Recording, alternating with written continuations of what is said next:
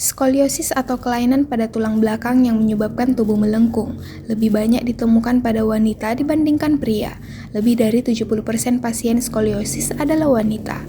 Menurut dokter spesialis kedokteran fisik dan rehabilitasi, Dr. Yose Waluyo SPKFR MSK, salah satu penyebab utama wanita lebih banyak mengalami skoliosis adalah karena faktor hormonal yang mempengaruhi perkembangan tulang belakang pada wanita. Jadi skoliosis itu sebenarnya gini, untuk skoliosis itu beberapa literatur mengatakan bahwa setelah umumnya gini, skoliosis itu umumnya terkena pada wanita, jadi kasusnya lebih banyak pada wanita daripada pria. Pada wanita, skoliosis itu biasanya dia kurvanya tidak akan meningkat setelah misalnya 2 atau 3 tahun setelah dia menstruasi pertama.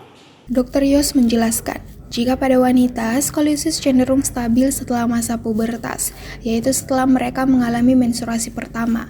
Artinya, setelah masa tersebut, kelengkungan tulang belakang pada wanita umumnya tidak akan semakin parah. Hal ini berbeda dengan pria, di mana perkembangan skoliosis bisa lebih cepat dan lebih berat.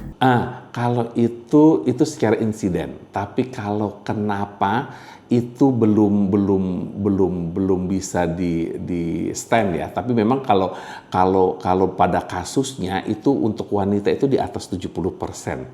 Ya, setidaknya dari saya sendiri mungkin lebih dari 70% pasien skoliosis saya memang wanita.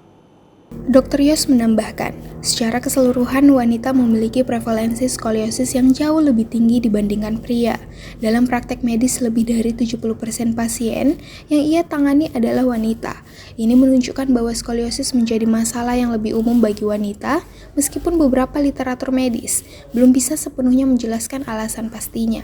Meskipun wanita lebih sering terkena skoliosis, penting untuk diketahui bahwa deteksi dini dan perawatan yang tepat dapat membantu mencegah skoliosis berkembang menjadi kondisi yang lebih serius. Selain itu, dengan perubahan gaya hidup dan latihan fisik, skoliosis dapat dikendalikan bahkan pada kasus yang lebih ringan. Jadi, meski skoliosis lebih sering terjadi pada wanita, kondisi ini tidak perlu terlalu dikhawatirkan jika ditangani dengan tepat. Jika Anda atau orang terdekat Anda merasa mengalami keluhan terkait postur tubuh, segera konsultasikan ke dokter spesialis untuk mendapatkan penanganan yang tepat. Feni Septiani Samuel, Unhas TV.